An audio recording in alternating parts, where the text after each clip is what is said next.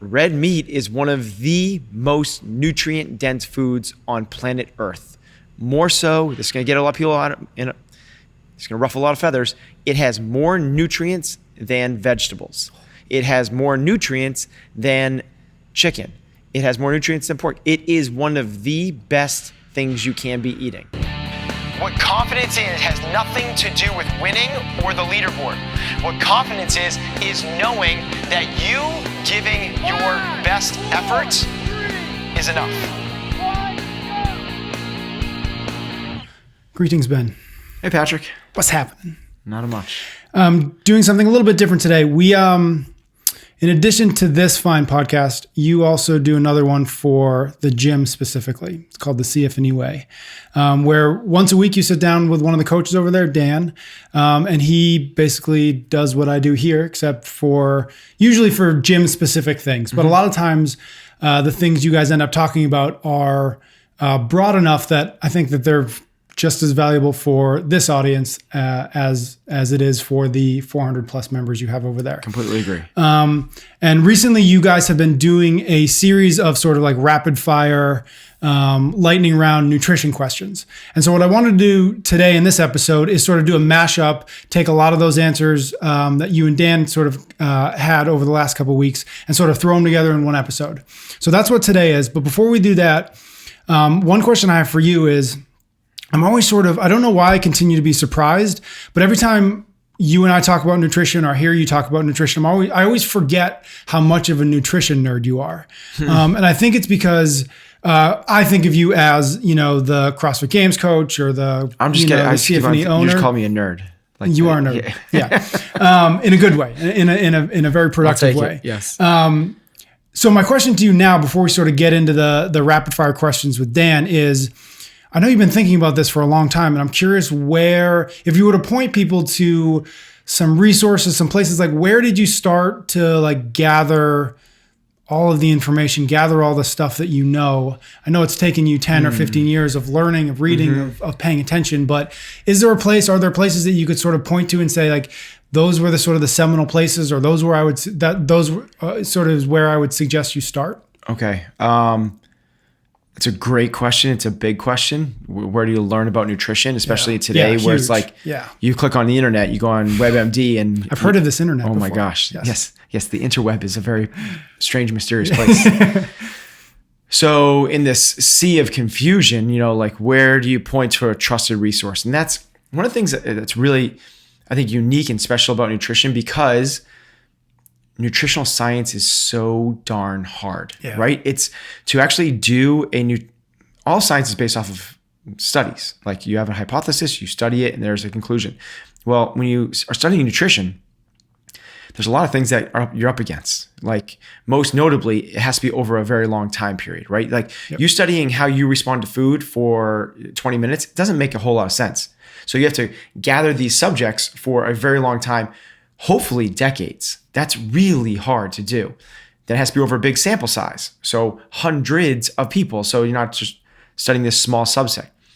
Then from there, you have to control what they're eating for a very long time. I mean, like the complexities of that are just enormous, right? And then are you truly controlling for other factors? Because what about the other environmental and activity levels and hereditary? So it's hard to find out what's true in the world of nutrition. So the way I've done this is try and find some sources you trust. Yeah. Right? It's like, who lines up and who do you trust? It's like what the Joker said in the first Batman. It's like, I'm giving away free money. Where's the Bat guy? Who do you trust? And then he poisons everybody. So I'll kind of walk through my kind of evolution, and there's a lot of like stop-offs along the way here. But the first nutrition book I ever read was when I first became a personal trainer. My mom handed this to me on my birthday. And it was a book by Michael Pollan called In Defense of Food. Okay. And that kind of set my whole thing up, right? And I liked Michael Pollan's approach because to me, he didn't have an agenda. It was just, here's what's going on. And he wasn't out like to say like, you must eat paleo, and then because of that, green beans aren't good, or you must eat zone, and because of that, if you don't weigh and measure, you're gonna go to hell. And if it's like, it was like, he didn't have an agenda behind any of it. It was just like, He was just trying to find some I truth. like that. Yeah. So Michael Pollan, that was my first book in defense of food. Then it's Omnivore's Dilemma, and then he wrote Food Rules, which is this really kind of nice, really short, easy one, like a Cliff Notes version of it. So that's where I went first. From there, I was exposed to early days of CrossFit. People will love this. Rob Wolf. Yep. Rob Wolf was the CrossFit nutrition guy. Very, very paleo side of things. Was not an advocate of weighing and measuring whatsoever, but he has a lot of good stuff. And you shouldn't throw out the baby with the bathwater. Just because he doesn't weigh and measure doesn't mean he's a really smart dude. I've continued to read his stuff. From Paleo Solution was his first book. I thought it was okay. Wired to Eat is his most recent one. Thought it was phenomenal. Oh, good. Really good. He also did a really good podcast with Joe Rogan. Yep. Worth listening to for sure. The next one after that I kind of fell into was Gary Taubes, who wrote Good Calories, Bad Calories, and then which is like, good luck reading it. Yeah. Oh my God. It's like, you know what? Just don't even start. Just don't even start reading it. Mm-hmm. Instead, skip over to reading the other book, which he wrote because he realized how hard it was to get through Good Calories, Bad Calories, and read Why We Get Fat. Yep. Much more digestible. No pun intended. But that's where I went to the next one. And then from there, I've kind of gone in this world of like the deep dives, right? Of like the gut microbiome and real like nutrient deficiencies and how food plays a role in autism and autoimmune disease and all that stuff. And that's kind of the functional medicine world. And the go-to source I have for that one is Chris Kresser. Really dry kind of voice. He has a great podcast, but it might put you to sleep. But the content is incredible. Yep. And great website as well. Right up to you can become a functional medicine coach through his institute, which is the Kresser Institute. You go on his site and it's going to expose you to this web. So you can take a huge dive in through there. Gotcha. Obviously there's everyone else doing the gut microbiome stuff and blood analytics and sweat analysis and all sorts of everything else that we're doing. But those are the kind of the four things that set me on my trajectory. So it might be a nice place for maybe other people find. One leads to another rabbit hole, right? And that's what the whole deal is how deep do you want to go down the rabbit hole? Awesome. Okay, let's dive into the rabbit hole a little bit and go to your answers. So we on our CFNE Twitter account, we went out there, we polled you guys. We said, hey, what questions do you have on nutrition? I made that up. We don't have a Twitter account, but today is like lightning round of nutrition questions. Ooh. Maybe we should get a Twitter account. I don't even know how to tweet, but we have something even better, which is a piece of paper in Ben Bergeron's mind. Question number 1. Ben, what supplement do you feel is overused? Whey protein. Are we going to do like this? Like, am I going to do like that, or should I give back? No, we'll say we'll limit it. Just that's it. All right. I give back up to what it. is 6 times 4? 24. No. I had to think about that. That's good. That's no, okay. let's Wait. get back. Okay. So maybe I'll keep them like under a little. I'll be quick. Yeah. Whey protein is good. It's not the end all be all, and people are using it throughout the day, and it shouldn't be used throughout the day. The reason it's good is because it's absorbed so quickly. It's a post-workout thing. It's not the thing to have when you're making a shake, when you're walking your dog in the afternoon, or you're trying to fill some. That's what casein protein is for. Casein protein will keep you full longer, and more will get absorbed in the muscles. So if I had to say one thing, I'd say whey protein, because people are using it all the time when it's just a post-workout thing. Mm-hmm. No way. What supplement do you feel is underused, if there is one? Creatine. Do you want me to go into Why? it? Creatine, it's one of the most researched supplements there is, and there are no known side effects. Your body produces it naturally anyway. You get it through food. There's no side effects. Now, there are people with intolerances, just like there's people that are intolerant to eggs or grass or whatever. Some people, but there are across the board, it's a totally safe, and it's incredibly powerful to create more powerful athletes. And some people might be like, well, I don't want to get more powerful. the 96 Olympic Games were in Atlanta. I don't know why I know this stat, but there was 98% of Summer Olympians took creatine. It's if you are an athlete, you should use it unless you are a super endurance athlete, in which case you want to shave off every microgram off your body as possible. Shave off your hair too. Biggest part of your arm should be your elbows, that type of deal. Whoa. If that's the case, then I get it. But otherwise, if you are an athlete, you should be taking creatine. Creatine monohydrate. Creatine monohydrate, no matrices, no complexes, no blends, no fancy nothing. 5 grams a day. Don't need to load it. Don't need to go off of it. Don't need to worry about meal timing. Cool. Only side effects is gains. Ben, what's cod liver oil and why do you drink it? So cod liver oil is essentially it's exactly what it sounds like. It's truly it's the liver from the fish cod, and the reason for it is twofold. One is the essential fatty acids. You see this in like health food stores like EFAs, and you hear the buzz about it. Essential fatty acids are DHA and EPA, and there's big long names that go along with it, but those are the abbreviations. Those are the really beneficial fats that do a lot of good things for you, your health, your longevity, and all sorts of hormonal functions. It's like the mechanism for everything else to run off of. It's really important that you have a high quantity of that. And there's the correlates between people that have high levels of EPA and DHA to the health and longevity that they have is phenomenal.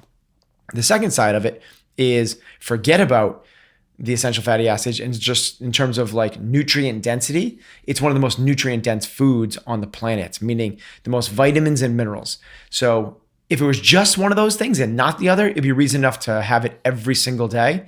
But the fact that it's both, it's phenomenal. Also, it's like a staple. It's a commonplace that every kid in Iceland has it.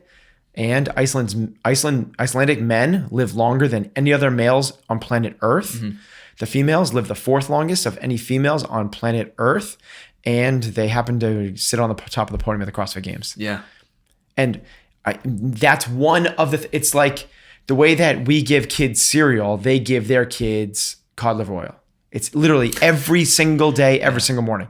Not in quantities. Yeah. But in terms of like the regular routine of the way it goes. You came over to my house and just cracked it like it was. That's what I drink it straight out of the bottle. Yeah. Yeah. That's wild. That was really cool. Ben, I don't like veggies, but they're okay in shakes. Am I getting the same benefit? Asking for a friend. Okay. So there's the first thing we have to clarify, is it a shake or is it juiced? If it's a shake, yes, you're getting the same. That's not a big deal. If it's juiced, no, you're not. Juicing is not good. Don't juice.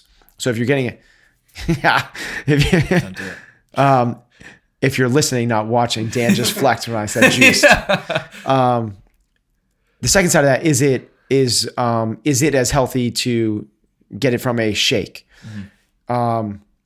Yes, but the thing that you have to be careful of is getting too much. Yeah. So there's things, believe it or not, that are not advantageous for us in things like spinach or arugula or kale. Like those things have things that are broccoli. There's things in those things that aren't great when you have a lot of them. So what you gotta be careful of is people can very easily overload those things when they juice, when they put them in a shake or a blender. It's okay to put them in. Put a handful of spinach in the shake. Totally cool. Yeah. This is a question for myself because I eat a lot of red meat. How much red meat is too much? This is a personal question. Very individually based. So if you are a person that has high cholesterol from for genetic standpoint, maybe something you want to limit. If it bothers your gut, maybe something you want to limit. But really interesting. Red meat is one of the most nutrient-dense foods on planet Earth.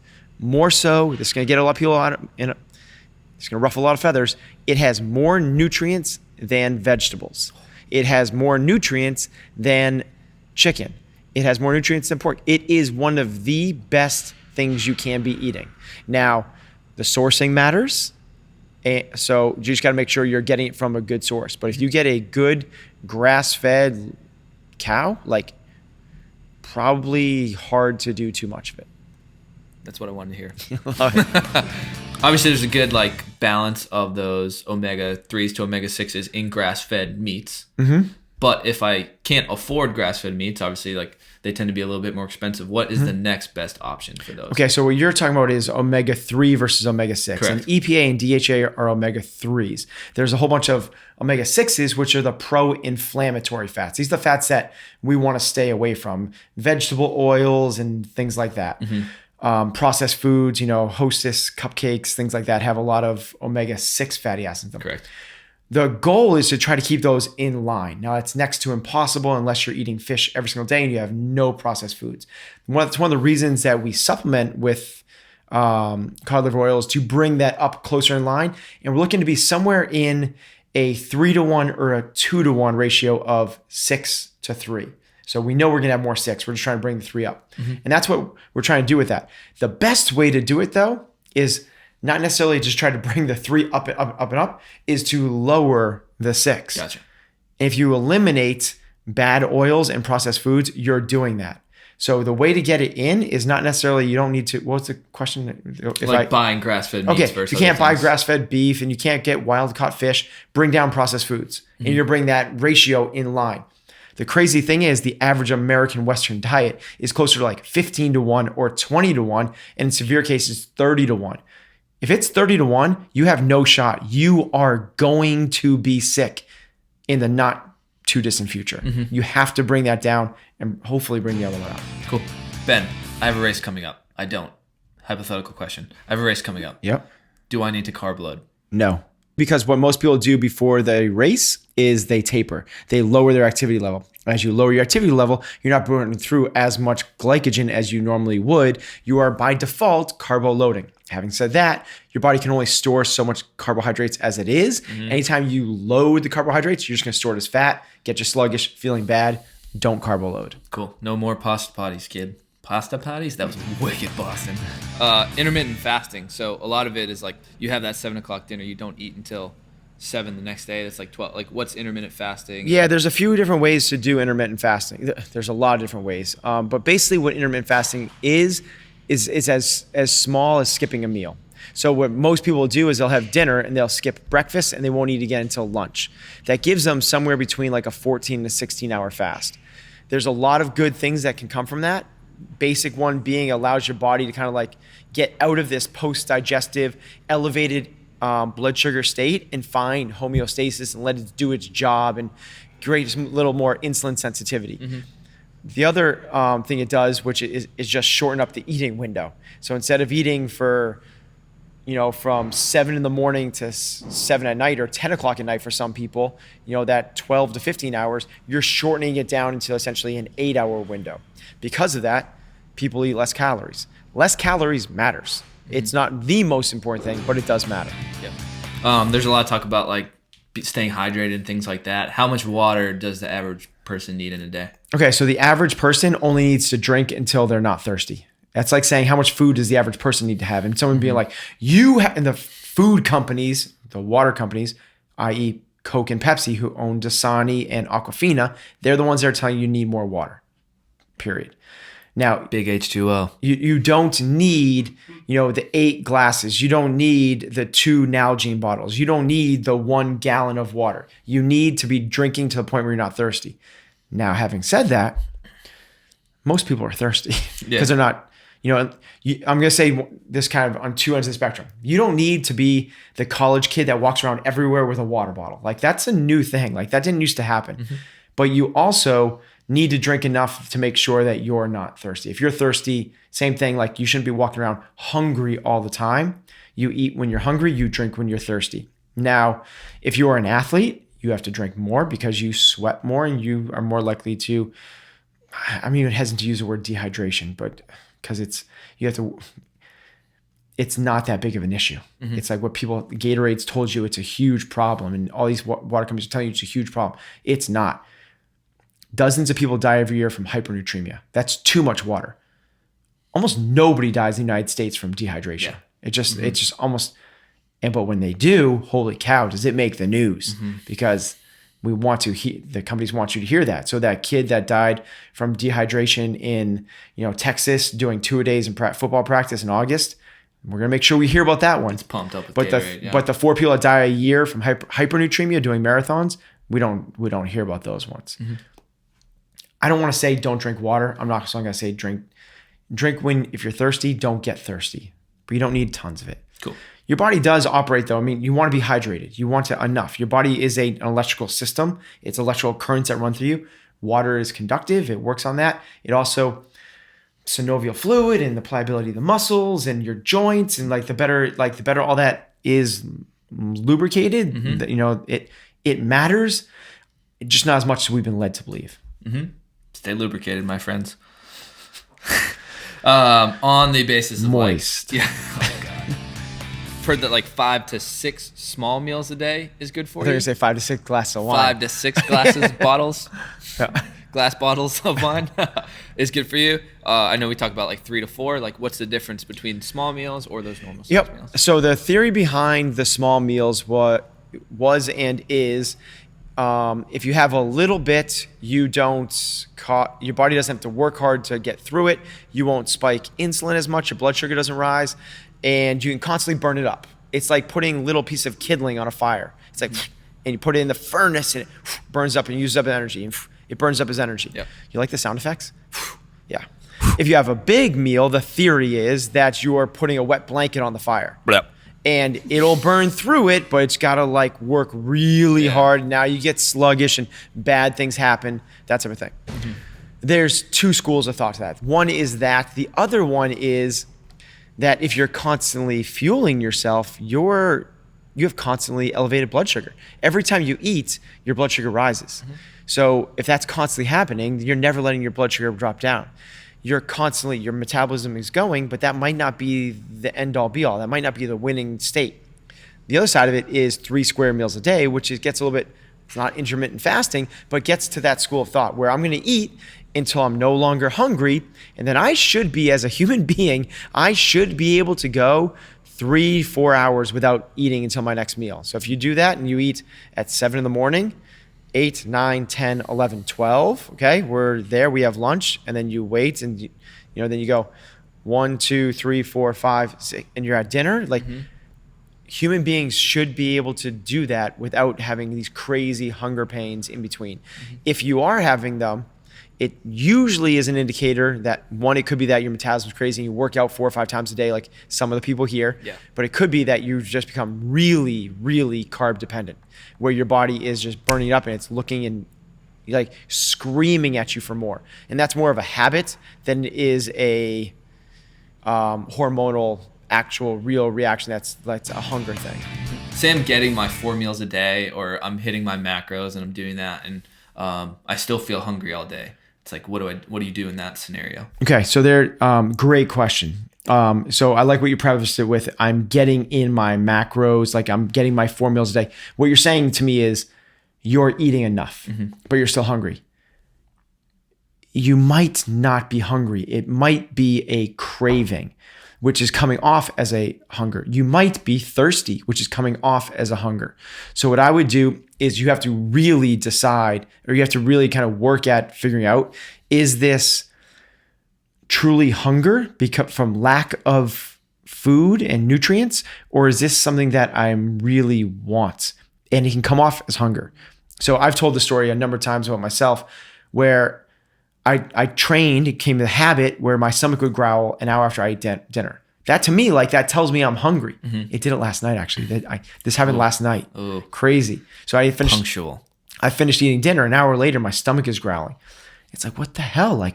How am I hungry an hour after eating 1,000 calories? I have big dinners. It doesn't make sense. And it's because I'm not hungry. But it comes with, my stomach growls out loud. But what it is it's where's the sugar? And the reason is, this hasn't happened forever. I went away on vacation. Hence the nice little... Yeah, I went to Miami with friends, and I didn't eat clean. My body got some taste of sugar. Yep. And because of that, these things that haven't happened, literally, I haven't had this in 2 months, came right back. And in my mind, it's I'm hungry because my stomach's growling. I'm not, but it comes across as that. So to answer your question, you have to fight it. You have to break the habit. Now you can do that a bunch of different ways. You could trick the habit part of the habit loop, the routine part. You know, there's the cue of hunger, there's the habit, and there's the reward of eating something tasty. You could trick it by doing something else, like doing push-ups, meditating, going for a run, or you just willpower through it, or you try and switch it, which is like why smokers go to hard candy instead of smoking cigarettes, and change it to something healthier than what you've been doing. Cool. I think that's all the time we got today. Oh my gosh, that was so not a rapid round. I know. It's all right. I failed that epically. It's okay. It's all right. This is part 2 of like an infinite part series. Okay. So I have a lot more questions. Oh, good. So yeah, we'll be back. But we got to run next door. Ben, thanks so much for coming to the office. That's the CFNE way. We shake at the end of we these should now? do this. I'm in an office. I need to shake a hand. All right. That's the rule.